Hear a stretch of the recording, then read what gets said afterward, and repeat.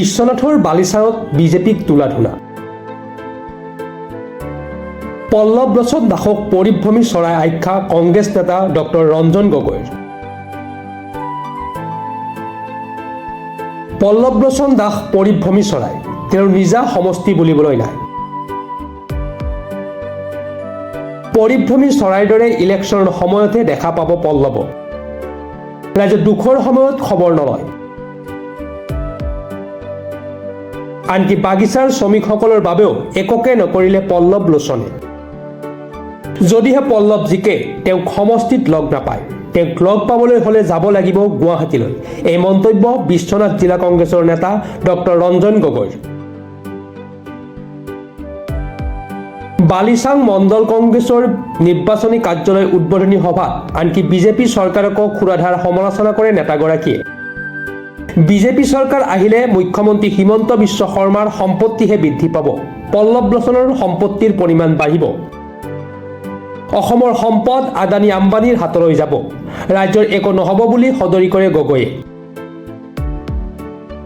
মন্ত্ৰী বিধায়ক সাংসদ হোৱাৰ পাছতো সমষ্টিটোত একো কৰিব নোৱাৰা পল্লৱক কোনো কাৰণতে ভোট নিদিব, এই আহ্বান ডক্টৰ ৰঞ্জন গগৈ।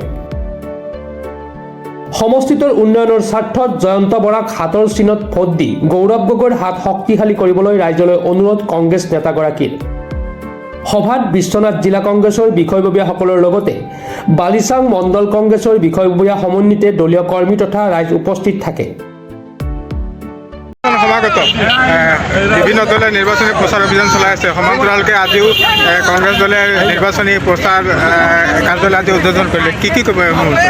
আমি এটা কথা নিশ্চিত যে অসমত এইবাৰ কংগ্ৰেছৰ ভাৰতীয় জাতীয় কংগ্ৰেছৰ চৰকাৰ হ'ব আৰু বিশ্বনাথ সমষ্টিৰ পৰা আমি জয়ন্ত বৰা ডাঙৰীয়াক প্ৰায় 50টা ভোটৰ বিজনত আমি জয় কৰিবলৈ সক্ষম হ'ম। এইকাৰণে সক্ষম হ'ম বিশ্বনাথ সমষ্টিত বসবাস কৰা বিভিন্ন খিলঞ্জীয়া জাতি জনগোষ্ঠী আজি বড়ো ভাইসকল আমাৰ লগত আছে, কাৰ্বি ভাইসকল আমাৰ লগত আছে, আদিবাসী ভাইসকল আমাৰ লগত আছে, গোৰ্খা ভাইসকল আমাৰ লগত আছে, ভাষিক সংখ্যা সৰু ভাষিক সংখ্যা লঘু আমাৰ লগত আছে।